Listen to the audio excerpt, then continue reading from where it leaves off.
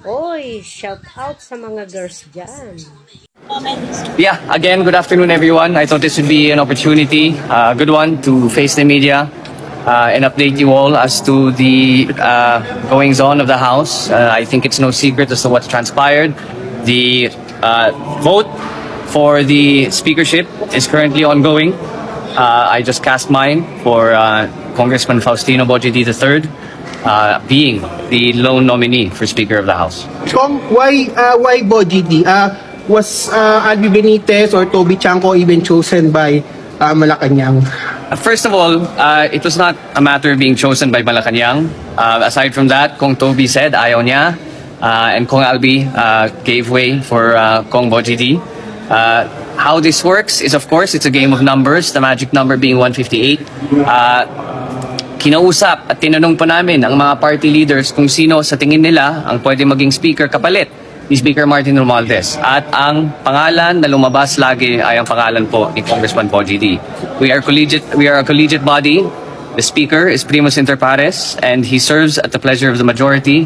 So, noong lumabas po ang pangalan ni Congressman Bojidi, yan po ang na-nominate bilang Speaker of the House. Sabi ni Pulong Duterte, cover-up move na naman daw po ito. Kayo daw po yung pumili kay Bojidi.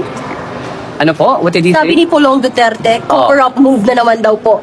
Itong pag-resign ni Speaker, tapos kayo raw po pumili kay Bojidi. Naku ma'am, baka style niya yun nung anak siya ng Pangulo. Pero I can assure you that we are consultative with all the party leaders. Pwede mo silang tanungin. We met for plenty of weeks.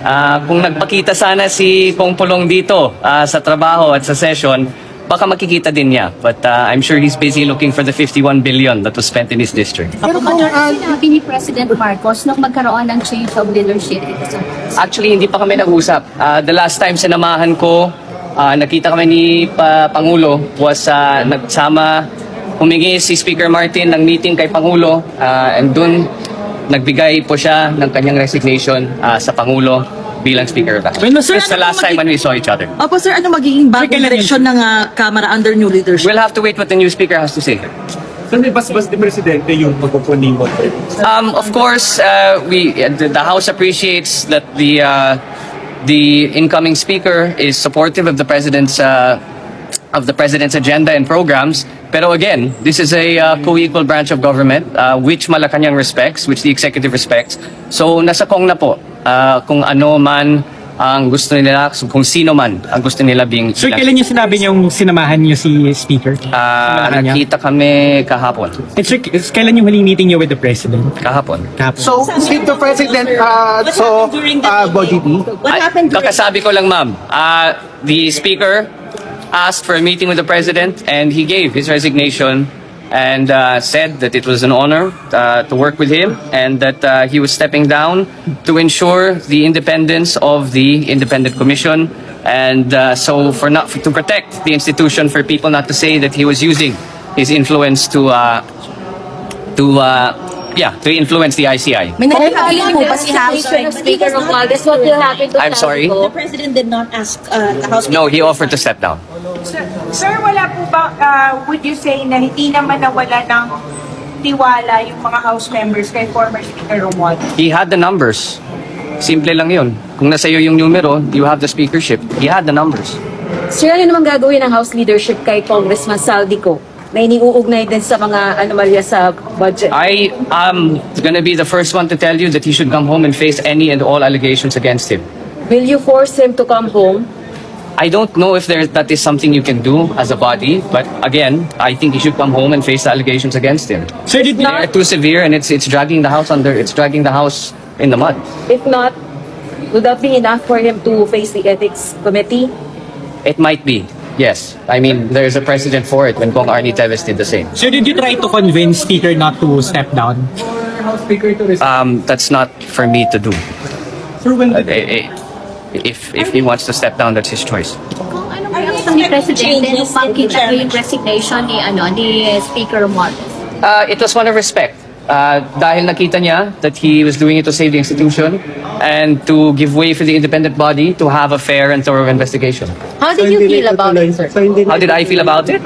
I mean, on a personal level, of course, nakakalungkot din, and the House members, because he did enjoy the majority support of the House, nakakalungkot. Anytime there is a speaker that is outgoing, nakakalungkot. But again, it was done for the sake of the institution, and hopefully, the incoming speaker, Boji D, will bring the House to great heights, one that is accountable and one that is answerable to the people. Kung hindi ba kayo natatakot sa mga protest this coming Saturday? Kasi parang pakiramdam, parang isa sa yata siguro sa nag-force kay Speaker Romualdez to resign is baka nga yung pressure sa kanya to ditong mga issues na to, especially marami na yung Para protest. sa kanya pa yan sagutin, hindi pa yan para sa So magkakaroon ba ng... Palasahan sa chairmanship ng mga committee dito sa House? Sa tingin ko, ma'am, nasa gitna po tayo ng budget. Kailangan natin ipasa ang pinaka-importanting batas ng ating bansa, at yan po ay ang budget.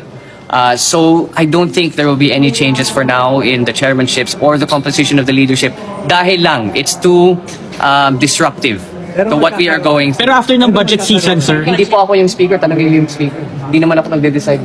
Pero bibigyan po ng position si Speaker si Martin Romualdez sa committee chairmanship. Again po, hindi po ako yung speaker, so hindi ako makasagot ng tanong na yan. So, no changes until matapos yung budget?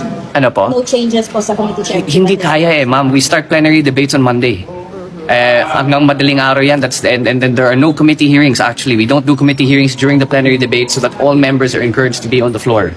So kung walang committee hearings, wala namang kailangan baguhin in terms of the composition of the chairmanships and the leadership of the House. So, your comments sa sinasabi ni Representative Marcoleta na parang cosmetic lang daw to, kailangan daw ng House ay institutional change.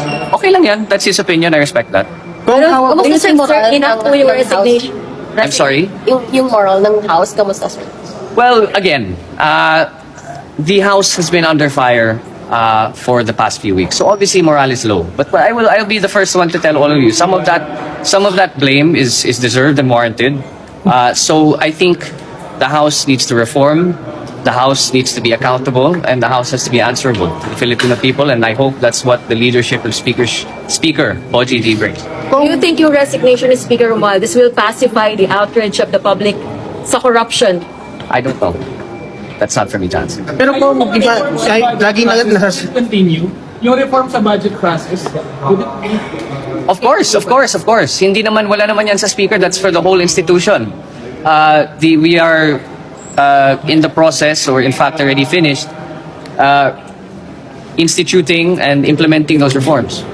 Wala pong samaan ng loob si President Marcos and si Speaker ngayon? No, wala. Not at all. Okay po sila? Yes, they're very okay. Ano ang naging atmosphere noong na magkita si Speaker at si President? nakita ba sila? Yung nagkita? Yeah, nagkita sila kahapon nung nag-meeting kami. Okay naman. Wala namang pressure, sir?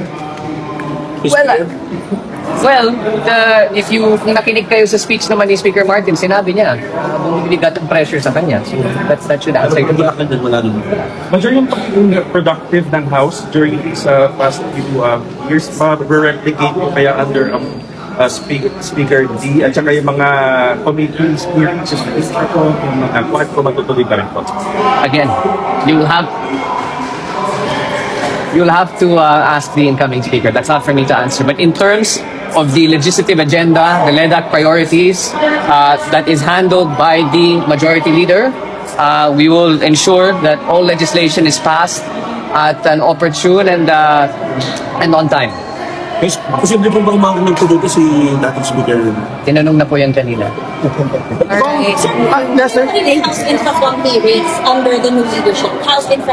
Again, you will have to ask the incoming speaker. That's not the call of the majority leader. That's the call of the incoming speaker. Kung of course, medyo problematic pa rin talaga ang House kasi yung image na laging sinasabi, sabi natin, buwaya. Do you think the new speaker would resolve these issues na? These reforms have to be institutional. And these reforms will not happen overnight. If that is the image of the House currently, then it is the responsibility of the House to change that image through the reforms that we seek. If that is how the people feel, then it is on us as public servants to ensure that changes. Okay? Thank you, everyone.